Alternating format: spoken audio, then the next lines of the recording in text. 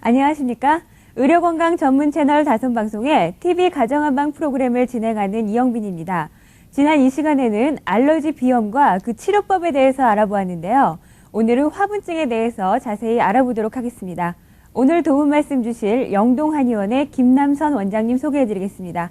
안녕하세요, 원장님. 네, 안녕하십니까? 코 알러지 클리닉 영동한의원 김남선입니다. 오늘은 알레르기 질환의 일종인 화분증에 대해서 여러분께 화분증의 원인이라든지 또 증상, 치료 방법, 또 민간 치료 방법 등 여러 가지를 자세하게 말씀드리겠습니다. 네, 많은 기대하겠습니다. 오늘 말씀해 주실 내용이 지난 시간에 잠깐 언급한 적이 있던 화분증, 즉 꽃가루 알러지에 대해서 말씀해 주실 텐데요. 계절적으로 봄만 되면은 이 화분증으로 의외로 고생하시는 분들이 많으시더라고요. 먼저 이 화분증에 대한 일반 시민들의 의견을 들어보고 자세한 것 여쭙겠습니다. 햇살이 따뜻한 봄날에 때 아닌 눈발이 날려서 고생을 하셨던 기억이 있으실 텐데요. 시인은 그 자연현상에 대해서 아름다움을 말하기도 하지만 바로 이 꽃가루와의 한판 전쟁을 치러야 하는 분들이라면 아마 이 계절이 그리 좋게만은 느껴지지 않으실 겁니다. 꽃가루를 피하자고 눈, 코, 입을 다 가리고 다닐 수도 없는 일이고 시민 여러분들이 체감하는 봄철 화분증 한번 어떤지 알아볼까요? 그러니까 눈이 좀 이제 간지럽고 빨간 눈 좀 빨개지면서 이제 눈물 좀 나오고 눈곱이 좀 끼고 아이들 기관지에도 별로 안 좋은 것 같고 그리고 또 아이들 시력에도 별로 좋지 않은 그런 경향을 좀 많이 느끼고 있어요. 꽃가루 한참 날릴 때요 눈이 간질간질해서 눈 막 비비고 그러면 이렇게 눈물이 나고 그랬던 경험 있어요. 목도 컬컬하고 심한 애들은 병원도 자주 가고 그러는 것 같더라고요. 꽃가루 같은 데 닿으면 이제 피부에요 좀 이렇게 근질근질하고요 이렇게 트러블처럼 뭐 좀 나고 그런 게 좀 있었거든요 예전에. 네, 아주 고통스러우시겠어요. 이 화분증 때문에 외출을 아예 못 하시는 분들도 많으시다고 하는데 집에 계시는 분들이야 괜찮으시겠지만 직장인들은 참 곤혹스러울 수밖에 없을 것 같습니다. 원장님, 이 화분증이 어떤 것인지 자세히 설명 좀 해주시죠. 네, 화분증이라는 거는 일반적으로 이제 꽃가루에 의해서 생기는 거거든요. 꽃가루가 몸에 눈이라든지 또 기관지 또 피부라든지 이제 이런 데 침입을 하면 곧바로 이제 알레르기 증상을 나타내는 건데 그 화분증을 도표를 보면서 자세히 설명을 해드리겠습니다. 그 화분증은 알러지성 비염과 또 알러지성 결막염, 아토피성 피부염, 기관지 천식 이렇게 네 종류의 질병으로 나누어지거든요. 근데 알러지성 비염은 대체적으로 이제 여러분이 아시는 것과 마찬가지로 그 콧물이 많이 생기고요. 또 재채기가 생기고 또 코가 막히고 요게 이제 알러지성 비염의 3대 증상이거든요. 그다음에가 이제 알러지성 결막염이 있어요. 이 알러지성 결막염이라는 거는 꽃가루가 이제 눈의 점막에 들어가면 눈에서 눈물이 나오고요. 또 충혈이 되고 또 눈이 가렵고 눈이 짓무르고 이러한 눈의 괴로운 증상을 나타나는 게 알러지성 결막염이거든요. 그 다음에가 이제 세 번째는 아토피성 피부염이라고 있습니다. 이 아토피성 피부염은 대체적으로 이제 그 꽃가루가 피부 점막에 닿으면 피부가 짓무르고 또 피부가 가려워지고요. 또 피부에 염증이 생긴다든지 이런 증상을 나타나는 게 아토피성 피부염이거든요. 그 다음에가 이제 기관지 천식이 마지막으로 있는데요. 기관지 천식이라는 거는 꽃가루가 그 기관지로 들어가서 가래가 많이 생기고요. 또 기침이 나오고 그 다음에 이제 숨이 차고 숨이 막히고 이런 게 이제 기관지 천식이거든요. 그래서 이 화분증이 요 네 가지 증상을 얘기하기 때문에 화분증이 부모라고 그러면은 요 네 가지 증상은 자식들과 마찬가지죠. 네. 네, 그렇군요. 아마 시청자 여러분들께서도 막연히 알고 계셨던 것들을 확실히 아셨을 겁니다. 그러면 원장님, 화분증은 대체 어느 시기에 일어납니까? 시기를 좀 정확히 말씀해 주시죠. 네, 화분증이 나타나는 시기는 대체적으로 이제 우리나라는 제주도에서부터 꽃이 피기 시작하거든요. 대개 이제 제주도는 꽃이 피는 시기가요. 3월 중순에서 시작되고요.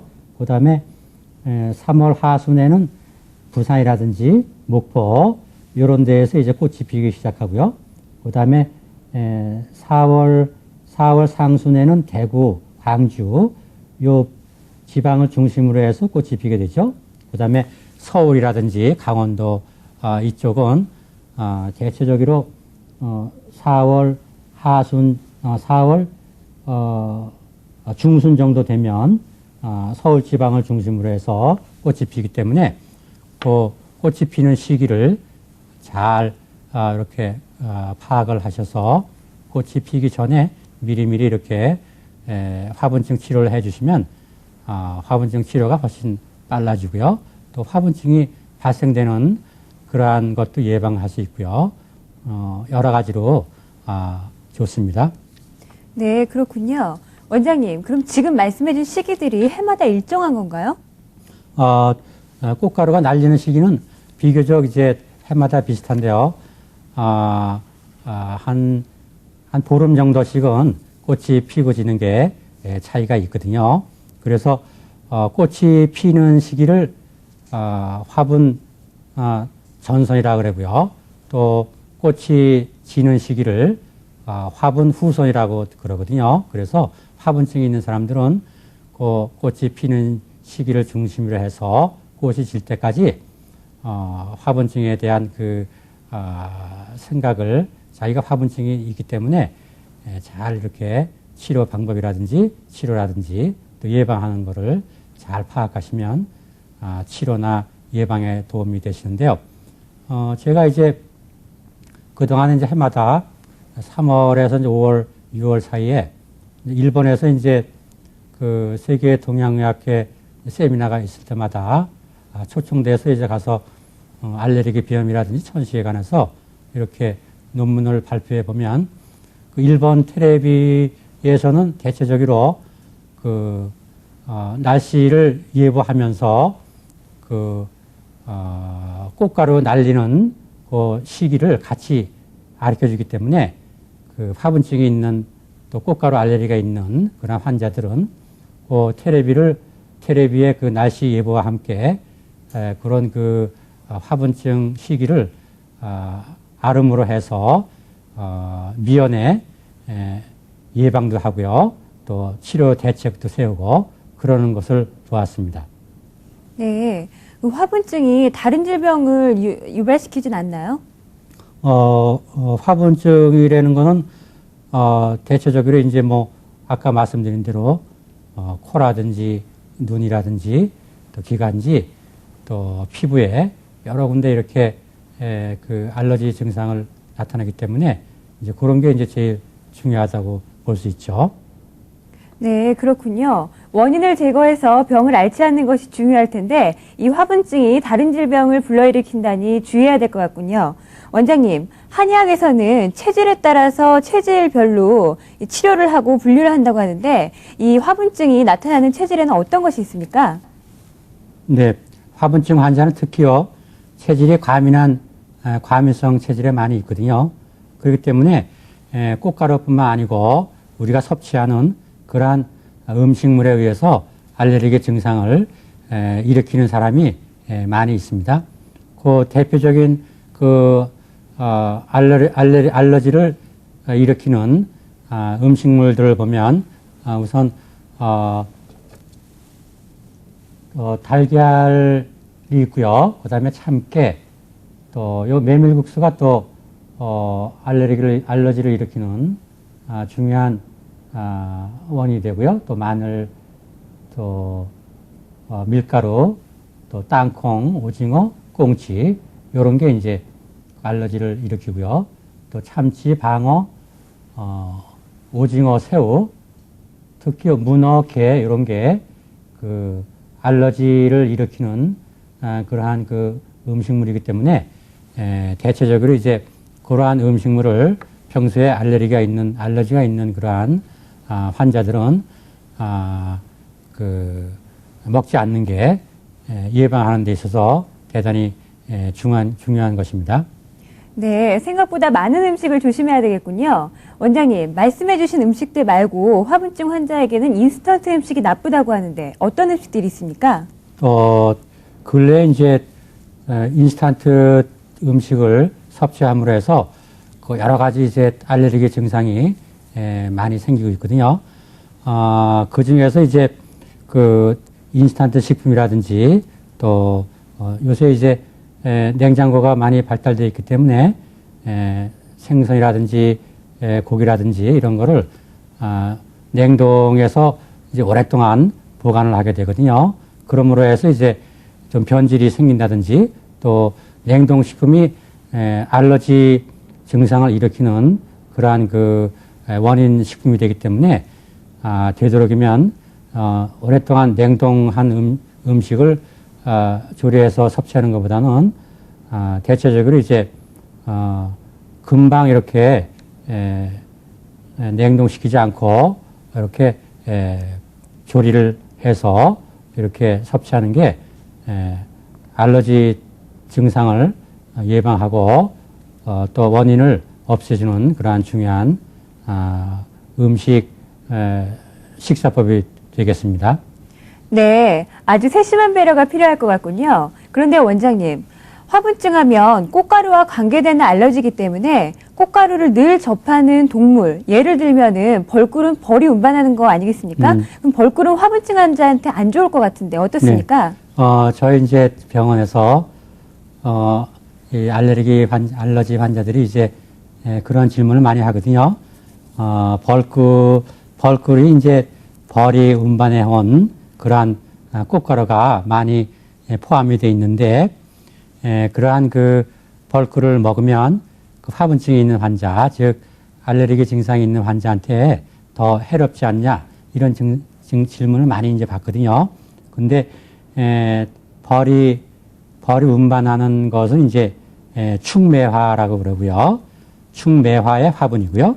그 다음에 알러지성 비염의 화분증의 사람을 괴롭히는 것은 풍매화거든요. 풍매화라는 것은 꽃가루를 그 바람이 꽃가루를 이렇게 날려보내서 그 사람한테 이렇게 그 알러지 증상을 이렇게 만드는 것이기 때문에 그 곤충이 옮기는 그러한 그 꽃가루하고는 성질이 완전히 달라서 화분증이 있는 환자도 벌꿀을 안심하고 드셔도 괜찮습니다.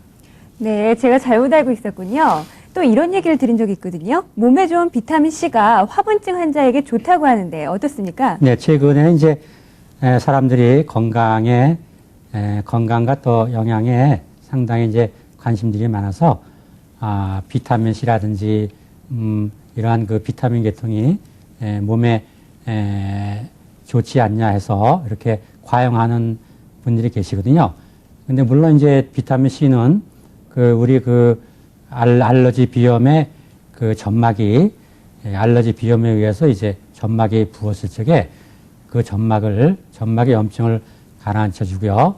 또 부종을 가라앉혀 주는 그러한 특별한 성분이 비타민 C에 들어 있어서 그 화분증 환자, 즉 꽃가루 알레르기 환자들은 평소에 그 비타민 C를 많이 섭취하면 예방도 되고요. 또 치료하는데 도움도 많이 되는 것이죠. 네, 비타민C가 참 몸에 좋군요. 그럼 원장님, 그 외에 주의할 음식이 또 있나요? 대체적으로 이제 비타민C가 그 화분증에 좋은 그러한 물질인데요. 최근에 이제 야채하고 과일의 비타민C 함유량을 조사했더니 옛날보다 비타민C 함유량이 절반 정도로 이렇게 줄었다고 하거든요. 그거는 이제 근래에 와서 과일이나 야채에 농약을 많이 이렇게 재배할 적에 사용하기 때문에 그로 인해서 이제 농약 때문에 비타민C가 많이 파괴되지 않았나 이렇게 생각이 되죠. 그래서 이제 되도록이면 그 비타민C가 많이 이렇게 들어있는 그 요즘 같으면 이제 제철에 나는 그러한 그 음식이나 제철에 나는 야채라든지 과일 이런 거를 이제 많이 섭취함으로 해서 그 비타민C의 그 섭취를 도와주니까 그 화분증을 치료하는 데도 도움이 되고요. 또 예방할 수도 있죠. 예, 잘 알겠습니다. 원장님, 화분증 환자가 음식물 외에도 일상생활에 주의할 것이 있을 것 같은데요. 어떤 것이 있습니까? 네, 그 음식물 외에도요. 일상생활에서 이제 주의할 것은 일상생활에서 이제 좋은 공기를 휴일이라든지 이럴 때 가족과 함께 이렇게 야외로 나가서 그 산림욕을 한다든지 좋은 공기를 많이 마시고요. 그 다음에 이제 또 깨끗한 과일 또 농약을 치지 않은 야채 이런 거를 잘 섭취하시면 도움이 많이 되겠습니다. 네. 그런데 원장님, 화분증이 신경을 많이 쓰거나 과로 혹은 과음 후에 증상이 더 심해진다고 하는데 어떻습니까? 네, 그렇습니다. 이제 심신증이라고 있는데요. 그거는 이제, 문화가 이제, 발달하면 발달할수록 그 회사라든지 가정에서 스트레스를 많이 받거든요. 그래서 이제 예를 들어 시어머니하고 며느리하고 갈등이라든지요. 또 회사 내에서 명예퇴직이라든지 요즘 같으면 또 회사 내에서 갈등, 또 부모들하고 자식들 간의 갈등, 또 이제 수험생들은 공부하는 데 있어서 또 이렇게 열심히 공부하기 때문에 스트레스가 많이 알게 모르게 받거든요.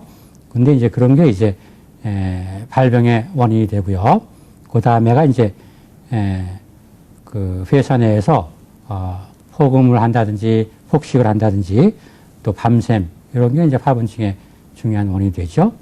그래서 이제 대체적으로 화분증은 또 이 스트레스에서 발생되는 거기 때문에 예를 들면 이제 화분증 환자한테 이것은 화분증 액기스입니다 이렇게 해서 물을 이렇게 흡입하게 물을 먹게 했더니 금방 이제 화분증 증상이 콧물 재채기라든지 코막힘이라든지 이런 게 생겼다 그러거든요. 그것도 다 이제 마음에서 오는 병이기 때문에 그 스트레스라든지 이런 거를 피하는 게 중요하죠. 네. 화분증의 발병의 계기가 되는 원인들을 주의하고 스트레스를 주의해야 될 것 같은데요. 저도 이 프로그램을 진행하면서 여러 사람들을 만나보게 되니까 이 스트레스가 가장 큰 원인이 되는 것 같습니다. 근데 원장님, 여성들은 특히 꽃가루 알러지가 많다고 하는데요. 그 원인이 뭐가 있을까요? 네. 일반적으로 이제 남성보다 여성에게 꽃가루 알레르기가 화분증이 많이 있거든요.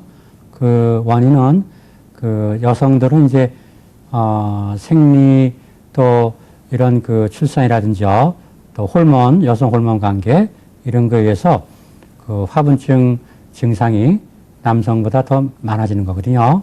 그래서 이제 그 연령별로 이렇게 그 화분증이 많이 나타나는 그러한 그 연령별 도표를 보면 다음과 같습니다. 일반적으로 이제 그 0세에서 14세까지의 그 화분증은 29.2% 정도고요. 그 다음에 이제 학생들 15세에서 29세 그 사이에 그 연령에서는 22.2%를 차지하거든요. 그 다음에가 이제 그 밑에가 30세에서 44세 그 성년층의 이게는 이제 27.4%. 그러니까 이 화분증은 대체적으로 이제 그 어린 학생들 0세에서 14세 여기에서 29.2%를 차지하기 때문에 어릴수록 그 화분증 증상이 많이 생기고요. 그 다음에 이제 나이가 들면서 차츰 그 증상이 좀 줄어드는 과정이 있거든요. 그 다음에 45세에서 59세 정도 되면 17.9%, 그 다음에 60세 이상의 노인들은 대체적으로 이제 호르몬 계통이 이제 점차적으로 노쇠해지기 때문에 이 화분증 증상이 감소되는 그러한 추세에 있고요. 10.4% 되어 있군요. 그 다음에가 이제 그 남성 대 여성의 그 화분증 비율을 보면 남성이 40% 정도, 또 여성이 60% 정도를 차지해서 여성의 호르몬 관계로 인해서 그 화분증이 많이 발생이 되지 않나 이렇게 추측을 하고 있고요. 또한 그 여성들은 화분증 증상이 그 생리 전이라든지 생리 후 이렇게 그 여성 호르몬의 밸런스의 불균형이 왔을 적에 그 화분증의 증상이 많이 생기거든요. 그래서 그런 거를 잘 이해하셨으면 좋겠습니다. 네, 여성 호르몬과 관계가 있는 거였군요. 원장님, 꽃가루에 의한 화분 천식이 있다고 들었거든요. 네. 그것은 무엇입니까? 네, 일반적으로 이제 꽃가루에 의해서 화분 천식이 유발이 되는데요. 그 화분 천식은 그 알러지성 비염이라든지 또 알러지성 결막염, 또 아토피성 피부염 이렇게 이제 그 화분에 의해서 이제 여러 가지 알레르기 증상이 몸에 이제 여기저기 생기거든요. 근데 특별히 이제 그 꽃가루 알레르기가 그 기관지로 들어가서 기관지에서 이제 과민 반응을 일으켜서 기관지 점막이 붓고요. 또 기관지가 염증이 생기고 기관지가 좁아져서 그 증상으로 인해서 이제 화분천식의 증상이 생기거든요. 그 증상은 대체적으로 이제 그 가래가 많이 생기고요. 기관지에서. 그 다음에 기침이 발작적으로 많이 나오죠. 그 다음에가 가래라든지 기침 이런 거에 더불어서 기관지 점막이 붓고 기관지가 좁아짐으로 해서 이제 숨찬 증상이 많이 생기는데 이것이 이제 화분 증상의 세 가지 증상이고요. 중요한 증상이고요. 그 이외에 이제 이 중요한 증상 이외에 그 눈이 충혈이 된다든지 눈이 짓무르고 또 얼굴이 붓고요. 또 얼굴이 짓무르는 경우도 있고요. 또 피부가 가렵고 이 염증이 생기는 경우도 있고요. 그런 게 이제 그 다른 몸의 부위에 생기는 그러한 화분 천식의 증상이고요. 그 이외에 이제 전신적으로 그 화분에 의해서 이제 증상이 생기는 거는 그 대개가 이제 무기력해지고요. 또 빨리 피곤해지고 또 화분 천식에 의해서 기침, 가래, 또 호흡곤란이 생기기 때문에 그 정신 집중이 잘 안 되고요. 또 그런 게 이제 화분 천식의 그 여러 가지 증상이 되겠습니다. 네. 지난 시간에 알러지 비염을 말씀하시면서 치료법으로 목련꽃 봉우리인 신이화를 말씀하셨는데요. 이 약재를 쓰면 화분증을 치료할 수 있을까요? 좀 자세히 좀 설명 좀 해주세요. 네. 그 화분증의 치료에 그 전 시간에도 말씀드렸지만 그 소충용탕이라는 그러한 그 수독을 없애주는 그러한 그 한약재를 많이 쓰고 있거든요. 근데 그 소충용탕 이외에 그 신이화라는 그러한 한약재가 있는데 그거는 이제 목련 요새 이제 목련꽃이 많이 이렇게 한참 이제 피기 시작할 텐데 그 목련꽃이 활짝 피기 전에 그 꽃몽우리 작은 꽃몽우리가 이제 그 신이화라는 그러한 그 약재거든요. 그래서 그 신이화가 화분증이라든지 또 그 알러지 비염이라든지 이런 데에 소총용탕과 더불어서 신이화를 이렇게 넣어서 쓰면은 그 알러지 증상의 콧모이라든지 코막힘 이러한 그 증상을 훨씬 빨리 완화시켜주는 그러한 그 좋은 약재이기 때문에 그 병원에서 그렇게 많이 첨가해서 쓰고요. 그 다음에 가정에서 이제 그 예방을 한다든지 코막힘이 심할 때는 그 신이화 그 그 꽃몽우리를 건재 약국에서 구입하셔서 그것만 데려가지고 이렇게 하루에 차처럼 3-4번 이렇게 따끈하게 복용하시면 콧물이라든지 코막힘, 또 화분 천식에 의한 그 기침이라든지요, 또 숨찬 증상 이런 것도 많이 완화시키기 때문에 여러 가지로 도움이 많이 됩니다. 네, 잘 알았습니다. 시청자 여러분, 화분증에 대해서 잘 아셨죠? 아무쪼록 원장님 말씀대로 실천을 하셔서 좋은 효과를 보시기 바랍니다. 다음 이 시간에는 어린이 코 알러지에 대해서 구체적으로 알아보는 시간을 갖겠는데요. 원장님, 다음 이 시간에 할 것을 좀 소개해 주시죠. 네, 다음 시간에는 이제 이 어린이들의 코 알레르기에 대해서 이렇게 말씀을 드리겠습니다. 보통 이제 그 알러지 비염 하면은 성인과 달리 어린이들한테 많이 발병이 되거든요. 그래서 어린 학생의 25% 정도가 그 알러지성 비염의 그러한 그 증상을 소유하고 있기 때문에 상당히 어린이들한테는 많은 그러한 병이거든요. 그래서 다음 시간에는 그 어린이 알러지 비염에 대해서 자세하게 원인이라든지 증상, 치료 방법, 또 가정에서 손쉽게 이렇게 치료할 수 있는 방법을 말씀드리겠습니다. 네, 많은 기대하겠습니다. 다음 이 시간에도 김남선 원장님께서 수고해 주시겠고요. 오늘 도움 말씀 정말 감사합니다. 네, 다음 이 수고하셨습니다. 시간까지 안녕히 계십시오.